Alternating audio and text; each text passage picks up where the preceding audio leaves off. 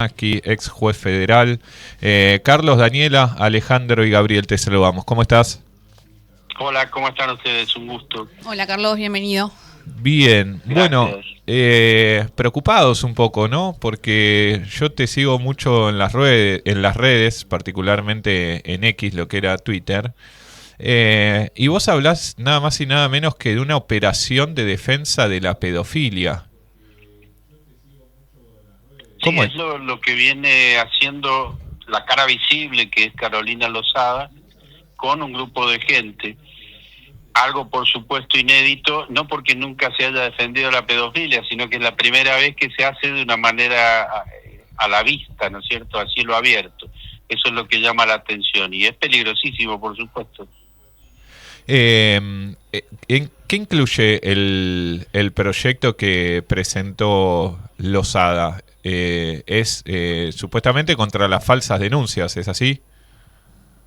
Claro, acá hay varios problemas. Primero que, como vos decís, está dirigido aparentemente a enfrentar las falsas denuncias de un fenómeno que no existe en la Argentina. Es decir, en la Argentina no hay falsas denuncias sobre abusos sexuales a niñas y niños, lo cual ya es un problema gravísimo porque esta mujer, ella y su grupo están inventando un mito. Hay gente en la provincia de Santa Fe especialmente que instalaron esa idea y denunciaron psicólogas acusándolas de inventar informes para separar padres de sus hijos. Esa sería una síntesis de lo que están denunciando.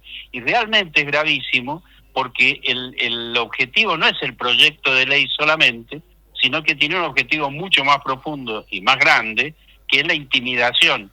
Claro. Ellos ya han logrado intimidar a las psicólogas y a otros funcionarios judiciales y privados para que no atiendan niños. Te imaginarás que si alguien es denunciado de esa manera o está amenazado con ir preso, no va a querer, qué es lo que está pasando. No quieren atender niños, no pueden atender niños. Claro, la cuestión de la coacción y la intimidación y evitar, porque denunciar ya es difícil. Sí. O sea que con este proyecto, supongamos, voy a hacer una hipótesis, que sea muy difícil demostrar en algunas situaciones alguna situación de abuso, pero real, pero difícil de comprobar, las pocas posibilidades de querer ir a denunciar. Tal cual, es como vos decís, Daniela, por lo siguiente: es absolutamente complicado denunciar por varias razones. Te menciono una: la niña o niño que es abusado tiene un impedimento durante años y a veces durante toda su vida para poder expresarlo. Claro. Ahora, aquellos que pueden hacerlo, naturalmente tienen dificultades en un sistema que no está a la altura, un sistema judicial, pero que está tratando. El sistema judicial se mejoró muchísimo en las últimas décadas en ese sentido. Uh-huh. Y esta gente va contra algo que ustedes decían recién. Esa dificultad inicial para expresarse, para denunciar, de la mamá para denunciar, ellos la aprovechan, la potencian, amenazando a los funcionarios que puedan llegar a entrevistar a esas criaturas y certificar que efectivamente fueron abusadas. Vos pones principal foco en La Libertad Avanza, ¿verdad? Como el sector político que está en defensa básicamente de esta cuestión, sobre todo porque tienen un montón de gente vinculada a los abusos, a las violaciones, a pornografía infantil. Si nos ponemos a investigar un poco, son un montón. Bueno, pensé que Piero, un amigo de muchos años, tiene una canción que dice que las cosas se cuentan solas, solo hay que saber mirar. Y tal como vos decís, esto está a la vista. La Libertad Avanza está integrada, es la extrema derecha, la muy extrema derecha en el país y en el mundo, y está integrada por gente muy particular. Esa gente, para militar en ese sector tan extremo, tiene una visión muy particular de quién está enfrente, quién es para ellos el enemigo, y a ese enemigo lo destruye de todas las maneras posibles. Eso es lo que permite entender por qué. Primero, por qué tienen tanta crueldad y la disfrutan. Estamos hablando de, negar medicamentos oncológicos, para dar un ejemplo de la brutalidad. Y eso no está disociado de lo que yo estoy diciendo, porque el abuso infantil, que es uno de los delitos más crueles que existen, solo lo llevan a cabo las personas que tienen una gran perversión. Y a ellos los defienden quienes también son perversos. De lo que vos decías, puedo dar nombres. Nicolás Márquez, asesor presidencial. Nicolás Márquez es el biógrafo del presidente de la Nación, y es un hombre que estuvo mucho tiempo involucrado en una denuncia por abusar sexualmente de su hijita de 3 años y medio. No es una cuestión menor y no es un invento mío. El diputado de la Libertad Avanza, Germán Sitzka, está condenado a 14 años de prisión por pornografía infantil. Y podemos seguir el múltiple, el femicida, el doble femicida, Liurta de apellido, uruguayo. Miren los videos para ver cómo se presentaban en Uruguay junto con Nicolás Márquez y con Agustín Laje, asesor presidencial.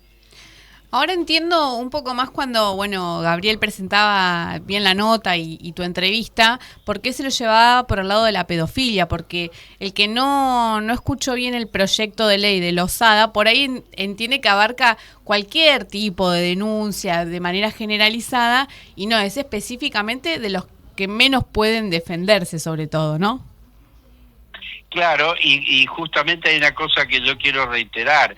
Sí. Toda la fundamentación de ese proyecto, recuerden que esta es la tercera vez que intenta, porque ya fracasó 2 veces, la fundamentación se basa en la cantidad de falsas denuncias sobre abusos contra las infancias. Claro. Y yo estoy diciendo, y aseguro, y me hago cargo de lo que estoy diciendo, que no hay. Hace días nada más, mucho después que nosotros denunciáramos, ya hace 1 año y medio, a Lozada y a Acuña Libarona, penalmente, sí, sale el informe hace 2-3 días de los fiscales, ustedes lo deben haber visto, que da como resultado sobre 8,5 millones de causas penales, repito, 8,5 millones de causas penales, que las falsas denuncias son el 0,09%, y no son de abuso sexual contra las infancias. Síntesis, no existe el fenómeno. Entonces, proponer una ley para enfrentar algo que no existe llama la atención y debería ser analizado, ¿no? Ahora, Carlos, esto todo se da también en el marco, en un momento en el cual se están presentando pliegos para nuevos jueces. Hay ahí toda una especie de reordenamiento del Poder Judicial. ¿Qué estás viendo vos en ese sentido? Mirá, es un problema muy grave, siempre fue un problema muy grave el Poder Judicial, porque en la historia siempre ha estado al servicio del poder y de la peor parte del poder. Por supuesto, no todos, dejamos a salvo toda la gente decente, sí. Que hay mucha, estamos hablando de los delincuentes. Pensemos nada más, 10 de diciembre de 1930, 4 días después del primer golpe de Estado del siglo pasado, la Corte Suprema lo convalidó. A partir de ahí, todos los gobiernos siguientes tuvieron un apoyo muy importante en el peor sector del Poder Judicial. Y esto tampoco es casualidad, porque si ustedes analizan van a ver que ningún gobierno totalitario necesitó cambiarlo ese Poder Judicial, sino que utilizó el que estaba. Esto también es algo muy importante. Y en un gobierno como el actual, estamos hablando liderado por una banda criminal, ¿no es cierto?, con Javier Milei a la cabeza, es obvio que va a utilizar o a tratar de utilizar el tema de las designaciones de jueces para poner gente de su calaña dentro del Poder Judicial. Todavía no está concretado, aviso. Mandaron los pliegos. Claro. Mandaron los pliegos, algunos son vergonzosos. Y quiero ahondar un poco en la cuestión judicial, por ahí en 2 causas que están hoy en una más que la otra, ¿no? Primero es, ¿qué podemos esperar del caso Manuel Adorni? Hoy decíamos en el comienzo del programa, bueno, ya está preso. ¿Eso lo ves posible? No sé si te interesa opinar del caso. Y después lo que está sucediendo con la causa Cuadernos, que distintos testigos se están desdiciendo directamente. Mirá, el tema Adorni es un delincuente muy muy importante, que está lavando dinero todo el tiempo, como están lavando dinero los integrantes del gobierno de Javier Milei. Esto es un hecho, sí. Esto no es fantasía, eso es un hecho. el futuro de él va a depender, y ténganlo en cuenta esto, porque no hay una regla fija para esto. Si bien la tendencia es a la impunidad de esta gente, la tendencia histórica sí, es de impunidad en corrupción, esta gente tiene particularidades de tal nivel de perversión que hasta los jueces que no son muy decentes pueden llegar a fallar de manera decente. Así que ojo con los avances de todo esto, porque, insisto, son situaciones inéditas, porque nunca en la República Argentina estuvieron en la Presidencia de la Nación, gabinete y demás cargos importantes, criminales con las particularidades del gobierno de Javier Milei. Eso respecto de Adorni y la corrupción. sí. Y sobre la causa Cuadernos no está lejos de lo que estamos conversando. La causa Cuadernos también es inédita en la República Argentina, por lo menos en mi experiencia. Yo fui 25 años, jugué de cámara, haciendo juicios, pero nunca vi un invento como los detalles que tiene la causa Cuadernos, ¿se entiende? Es lo mismo que hablábamos de Carolina Lozada. Claro. Se inventa un mito y en función de ese mito quiere hacer una ley. En el caso de la causa Cuadernos, es corrupción a cielo abierto, esa causa es nula, pero además es un crimen. Es un crimen, pero es un crimen visible, eso es lo que estoy diciendo, a diferencia de otras épocas en las cuales había cierto pudor, cierto cuidado en los delincuentes de que no se note. Acá tienen esa particularidad que también es bastante rara. Sí, amigo. Carlos, yo te cambio de tema, siempre en el mundo legal, ¿no? Pero si nos podés explicar un poquito este escándalo que aparentemente hay en la Corte Suprema tras una carta de despedida de Santiago Busaniche, un lobista de la Corte Suprema, que dejó una carta con algunos disparadores. ¿Nos podés explicar un poquito qué está pasando? Mirá, yo no lo conozco, no conozco el contenido de la carta, solo lo que se pudo ver en los medios, pero aún sin conocerlo, sí, tampoco podemos desvincular lo que está pasando en la Corte Suprema de todo lo que estamos conversando. Claro, está todo de la mano.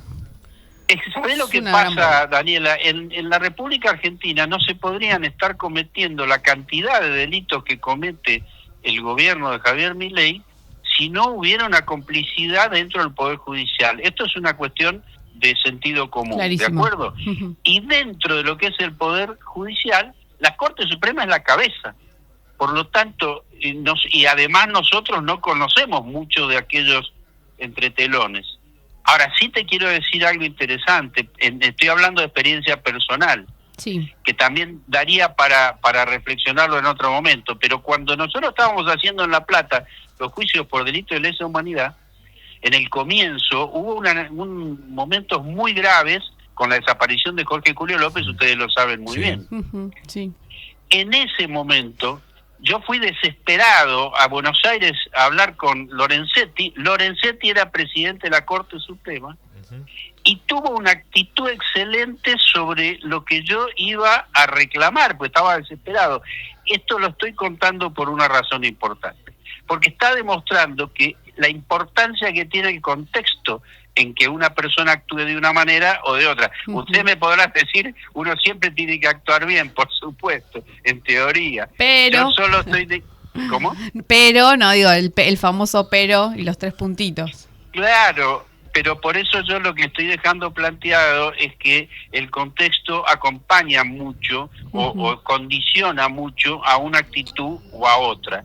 Me parece que por eso digo que el tema es complejo, no conozco a este señor, pero sí creo que la crisis forma parte de la crisis que tenemos como sociedad, porque si avanzamos un poco nos vamos a dar cuenta de que la dirigencia política también está tolerando a Javier Milei y su banda criminal. Sí.